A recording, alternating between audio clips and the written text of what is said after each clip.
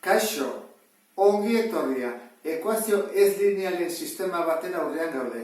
Eta beti bezala, lehenengo zer egin beharko dugu alden gehen simplifikatu. Hau ez da gehiago simplifikatu, utziko genuke horrela orduan, ezta? Isabiarri berdin 3. Hemen izendatzaileak daude. Orduan, horiek kendu beharra ditugu, eta hemen jarri alden simplena. Orduan, jarri behar dugu dene izendatzaile berdina, eta MKT aurkitu beharko dugu hortarako. MKT. Hartu behar ditugu faktore desberdin guztiak. Dugu isabiarri. Orduan, isabiarri bi faktoriak aurkituko ditugu, eta era hortara lortuko dugu izendatzaile dena kentzea. Beti bezala, galdetzen dugu. Zerekin bidertu behar dugu izateko isakin? Horran, goikoa, zenbakitzailea baita ere isakin. Geldiz ezaigu, 3 isa. Gehi, zerekin bidertu behar dugu izateko irekin. Horran, goikoa ere, bider i. Berdin. Zerekin bidertu behar dugu izateko isaikin, orduan jarriko dugu, 4 bider isai.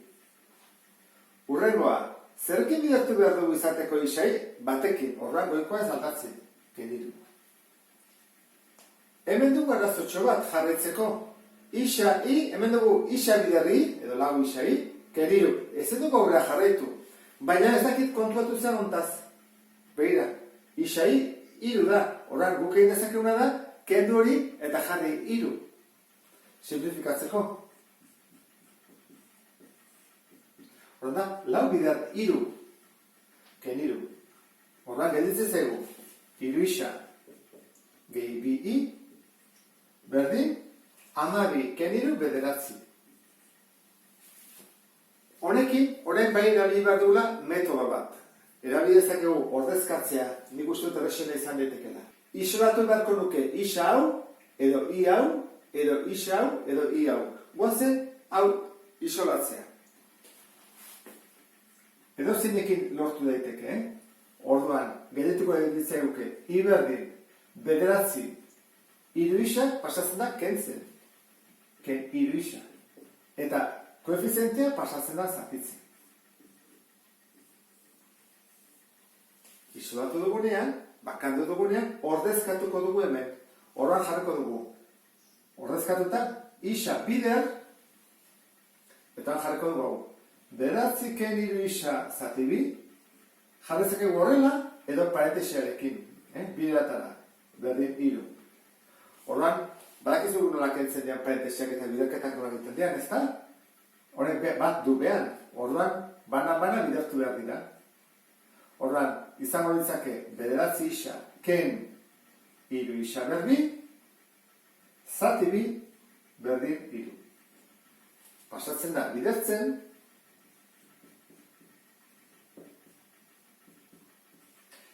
horren erabaki behar dugu zen ataletan utziko dugun, ezkerrean edo eskubian. Nik uste dut bedela eskubian eramatea, plus bihurtzen delako koefiziente nagusia. Horren eramaten balen baut eskubira, genetuko netzake. Zer berdin? 3 isa berbi, ken 9 isa, eta gehi 6. Konturatzen zera, bigarren mailako ekuazio bat dela. Eta alde neurrian, honea iritsi geanean, simplifikatu behar da. Posible alda, bai, zeinekin, 3kin, 3ren multiploa direlako. Horran, dena iko dugu, zati 3. 0 zati 3, 0. 3 zati 3, bat. 9 zati 3, 3. Eta 6 zati 3, 2. Horran, honekin egingo dugu. Jarriko dugu A, B, C, bat, minus 3, eta plus 2. Formula aplikatuko dugu. Isa berdin. Minus B, beraz, 3. Gehi ken, erroarena. Minus 3 bider minus 3, bederatzi. Ken, 4 bider A, bider C, 8. Zati bi biderra, 2. Zenbait gelditzen da? Hau da, 9 ken 8 bat, baten erroa da bat. Bi bideak hemen daude, hau izan zeteke isa bat, eta hau isa bi. Hora, isa bat da, 3, gehi bat, zati bi, bi. Eta hau da, hiru ken bat, zati bi, bi zati bi, bat. Orduan, hau dira, bi balioak. Iaren balioak jakiteko, normalean joaten gera, isolatua dagoen ekuazioetara. Baina egingo dut beste gauza bat. Adibidez, I hau isolatuko dut. Isa, pasatzen da zatitzen, eta adibidez, hemen ere ordezkatu dezaket. Berdin du, nun ordezkatu. Orduan, hau erabiliko dute. Izango izateke, I bat berdin, hiru zati, isa, zenbat balio du? Bi. Bueno, lortu dut. Eta bestearentzat. I bi berdin, hiru zati, zenbat balio du isak?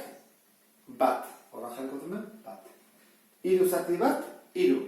Orduan, I bi izango izateke hiru. Bi soluzioak izango lirateke erauntara. Bat izan daiteke. Isa bat berdin bi eta I bat berdin hiru biren, soluzio bat. Puntua izango litzake erauntara. Bi hiru biren. Eta beste soluzioa izango litzateke isa bi berdin bat eta I bi berdin hiru. Eta puntua bat hiru. Hau dira bi soluzioak? Ba, behar bada ez. Eta zergatik esaten dut behar bada ez? Konprobatu behar dugulako. Gogoratu, egiaztatu behar dugu hasierako ekuazioetan. Ez hemen, hasierakoan. Orduan, leheneko honekin egingo dut. Hiru zati hiru biren,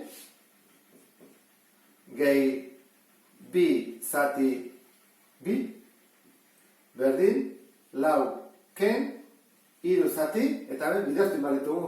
Orduan, bidertu inbalitugu, bi bider, hiru biren.